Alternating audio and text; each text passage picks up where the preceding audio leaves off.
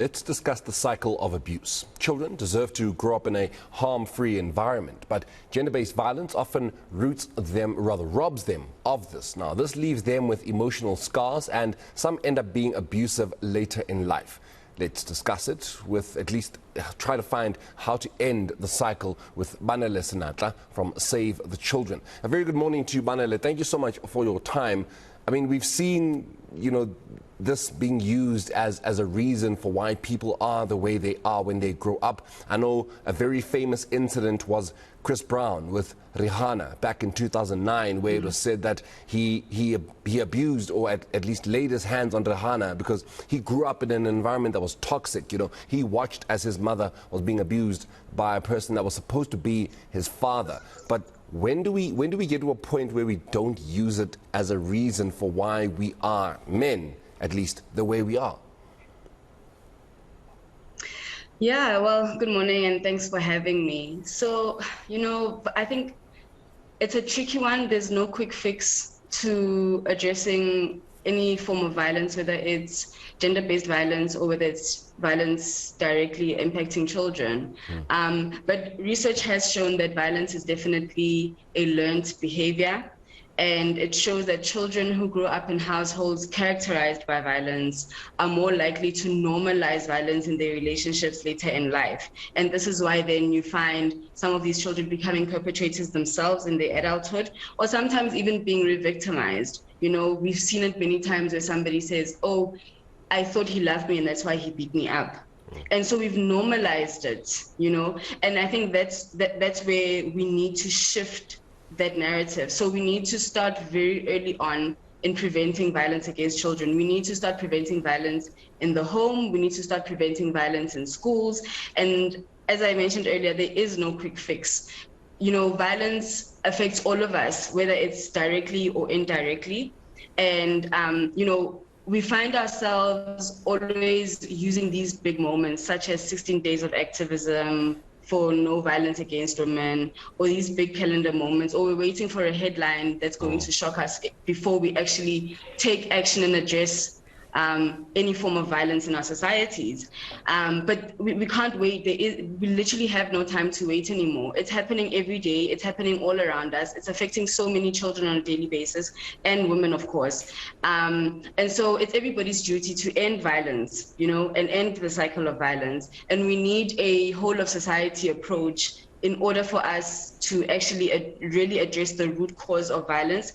We need to break our social norms that we grow up with, because those also play a very heavy role in impacting how we view children or how we view women in our society, the respect that is given to women or children. And so we need a collective and shared responsibility in addressing and particularly preventing violence. That's the biggest thing. We need to start early on so that we can prevent violence and not only address violence once it has happened.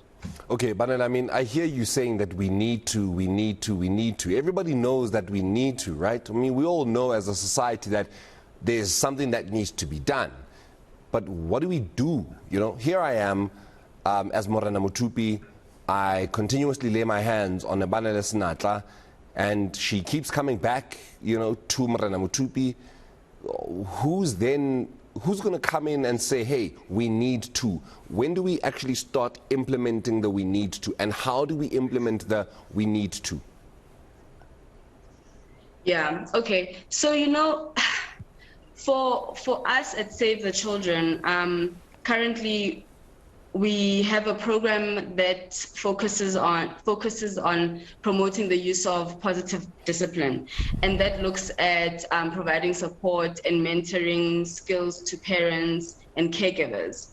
And our Positive Parenting Without Violence programs aims to help build those strong relationships between children and their parents and caregivers. And similarly, it's the same for any woman in any situation that they find themselves. It's the idea of saying, let's build systems that are going to empower these women to be able to get up and leave. Because I think so many women feel that they are economically unable to stand on their own, and so that's why they keep going back. We need to provide programs that are going to support these women and help these women stand up and be brave enough to leave these relationships. We also are advocating for psychosocial support because it plays such an important role in addressing the negative consequences that come with experiencing or witnessing violence, because so many times these women are traumatized.